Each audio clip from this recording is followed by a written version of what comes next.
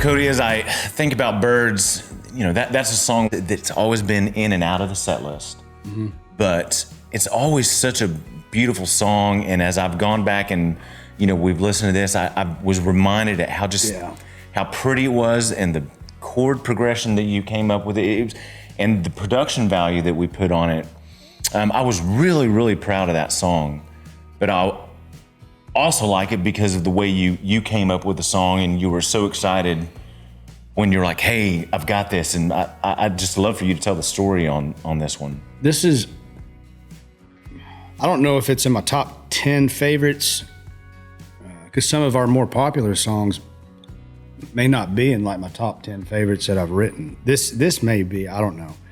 I've never sat down and made the list. But Birds, I guess it's about as eloquent as I can write. It's, I don't know, it's such a cool song. You're talking about the chord progression, and I'll tell you why I wrote the chord progression. I wrote that song after we opened for Billy Joe Shaver in Lukenbach. Oh, yeah. Oh, my goodness, okay. In the dance hall. Mm-hmm. And you had a funny Billy Joe Shaver story come out of that, too. But I think that's probably for a different time. That's for a different time. It's funny though. But we finished our set.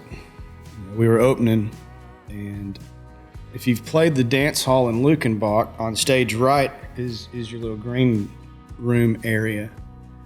And I walked off with my guitar. I was putting my guitar in my case, trying to ignore the fact that the only other person in the room was Billy Joe Shaver. So we just had a good show, felt good, walking off stage, putting my guitar up, trying not to be weird.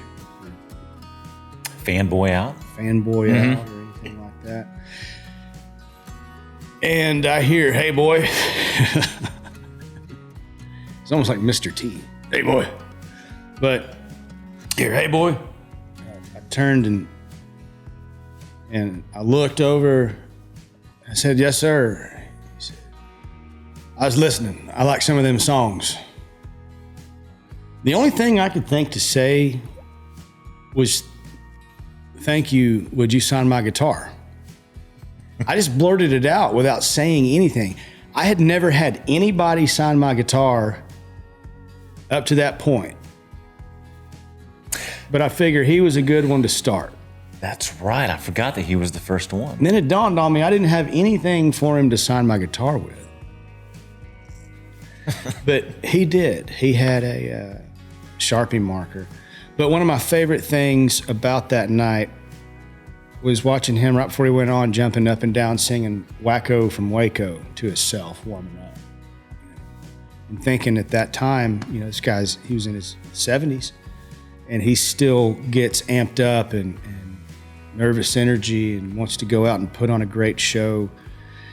And he was great to us, and his people were great to us. And so from a young, and at that, and I'm still young compared to a lot of the people out there doing it, but I've been doing it for a long time, so for a younger songwriter to be around an older songwriter who's done so much for country music, period. I was trying to think of a cool chord progression that just felt like being on the road. Like you're at peace, you're just rolling down the road, and everything's copacetic, man. You don't have any worries. You just lean back and you're cruising. It's just. But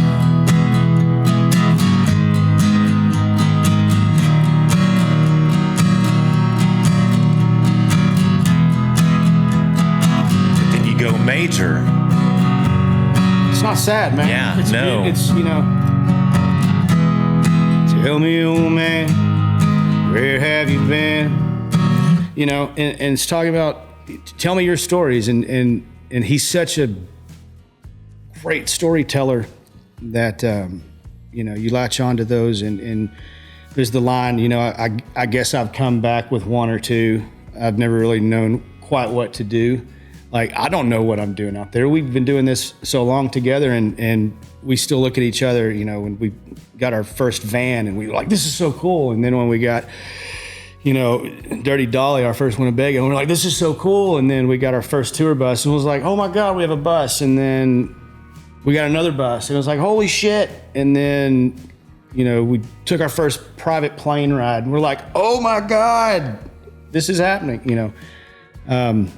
So, you know, it's just a song, you know, it's a kind of a, I hate the term coming of age song because that's what you heard in like the 80s Hallmark movies. It seems corny, but that's really what that song was, you know, for me. Yeah.